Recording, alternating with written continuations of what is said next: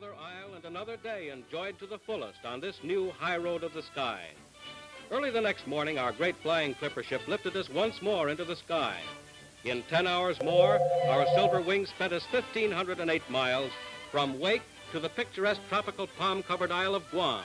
Here again, Pan American brought you to a wholly different land, another land all but unknown until the coming of the flying clipper ships. The city of Agana was the commercial center of Guam, as well as the home of the naval governor of...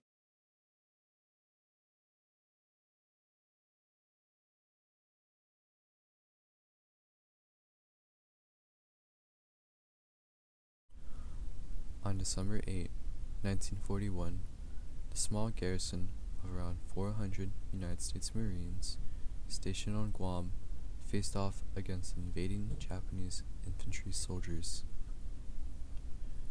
The invading enemy force numbered to 5,000 people. It would take 10 days for the Marines to fall. This began the 4-year-long occupation which caused immense suffering among the native Chamorro people. The Chamorros had to deal with the strict policies that were enforced upon them by the Japanese. It was common for the Chamorros to work long and hard days for the soldiers and would receive very little compensation for it. Executions and torture happened very often whenever they wouldn't comply with the rules. Many Chamorro people had been executed and killed for unjust reasons or no reason at all. The Chamorros faced prison camps and a horrible quality of life on their own island. The Chamorro people had endured immense suffering for 4 years. However, on July 21, 1944, the United States came back and liberated Guam from the Japanese. The recapture of the island from Japan ended the suffering and death of the Chamorro people and had given them hope. The liberation of Guam in 1941 started a new age for the island, its people, and their own life.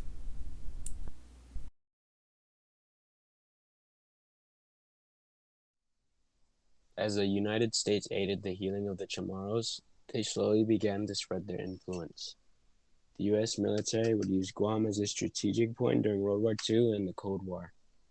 The island's location in the middle of the Pacific Ocean proved to be a very important strategic location, which made it very crucial for the United States to occupy the island. The U.S. then started to initiate efforts to rebuild the island for the people and to further construct bases and barracks for its troops to be better equipped and more prepared. Most of its original infrastructure had been completely destroyed due to bombing and battleship shelling during the World War II. To fix this, the U.S. built roads, churches, government buildings, and ports to help the damaged island. Higher education was also brought into the mix, with instructors being flown in to teach in newly built schools in Agana. It brought new opportunities to the general public since they started training local teachers. They taught students in hopes for them to become the leaders of the island one day.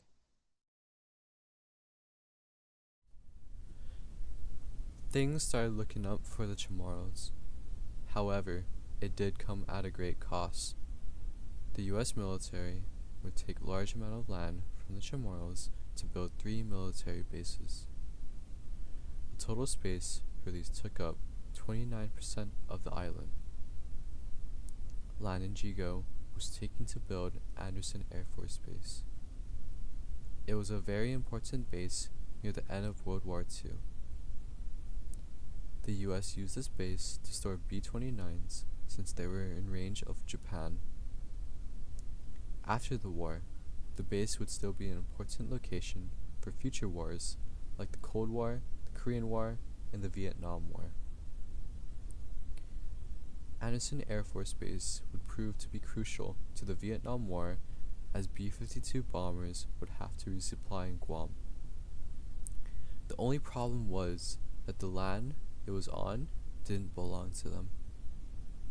Sadly enough, the Chamorros couldn't do much to defend their land.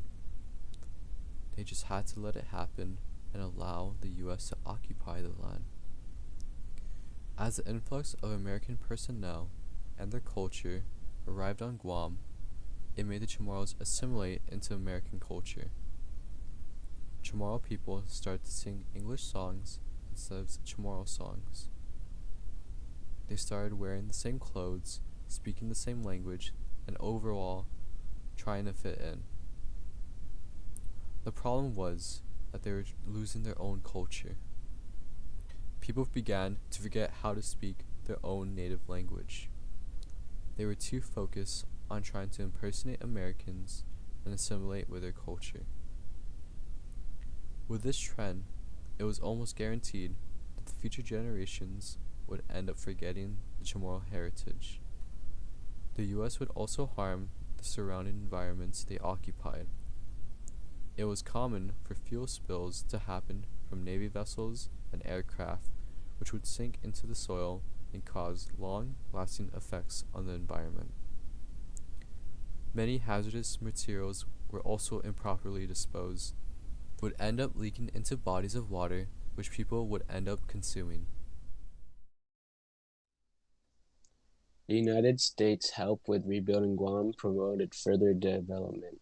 It took several years for Guam to fully recover from World War II and develop into the thriving territory it is today. Guam looked very different after their recovery, with many new buildings, new roads, and more people. We shouldn't forget what happened to the Chamorros. The United States took the land of the native people so they could build bases that would only benefit them without forethought for the people of Guam. The problem that this created is that it makes Guam a huge target to foreign enemies of the United States. It endangers and risks the lives of people living on Guam who have no say in what happens or anything to do with what happens.